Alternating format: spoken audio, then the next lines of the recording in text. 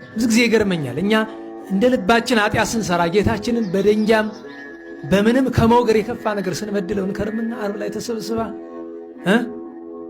እነዚያ የሚደረሱ ጽዋቱ ከተደረሱ በኋላ ብፁዕ ብእሲ በዘ የሆረ በመከረ ረሲያን እና መጨረሻው ላይ ወፍኖቶ መሰላት አንተ ጠፍ ተብሎ ያችን ጧፍ በደንጊያ በዱላ ምናምን ጠብ ከማን ጋር ነው?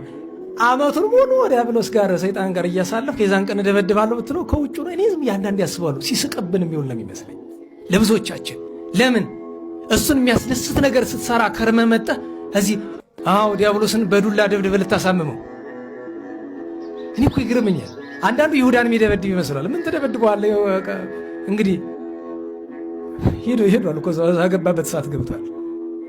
መደረጉን እየነቀፍኩ አይደለም፣ ነገር ግን በቅጥም አይሆን። አንድ ሁለተኛ ነገር ቅኔ ማይሎት ውስጥ ገብቶ መቋሚያ መዘርጋት ክህነት ለሌለው ሰው አይፈቀድም። ያንን የሚያደርጉ ሊቃውንት ናቸው፣ አርዲት ናቸው ያንን የሚያደርጉ እንጂ ማንም ወጣት መጥቶ በዱላ እና የሚገርመው ነገር ሁልጊዜ በየዓመቱ መቋሚያ ስለሚሰበር ማዕት መቋሚያ ስለሚሰበር አሁን ምን ተጀምሯል? ቅኔ ማይለቱ ላይ የተሰበረውን መቋሚያ ብቻ ነው የሚመጣ ይዛክር እንደዛ እስከ ማድረግ ተጀምሯል። እንዲህ ትውፊት አለ፣ ታሪክ አለ። ያንን ማድረጉ ግን በድንጋይ በዱላ የቤተክርስቲያን መቋሚያው እኮ መስቀል ነው። መጀመሪያ መቋሚያ ላይ ተደርጎ አልነበረም ድሮ የሚደረገው የነበር ሌላ ስርዓት ነበር። መቋሚያው እኮ እያንዳንዱ መቋሚያ ይሄ ምን ምሳሌ ነው? ሊቃውንት በማይሌት ተሸክመውት ዝማሜ ወይም ማስረገጥ አመላለስ ለምንድን ነው እንደዛ የሚያደርጉት? የምን ምሳሌ ስለሆነ ነው? የመስቀል ምሳሌ። ይሄን መስቀልን ታስደበድበዋለህ?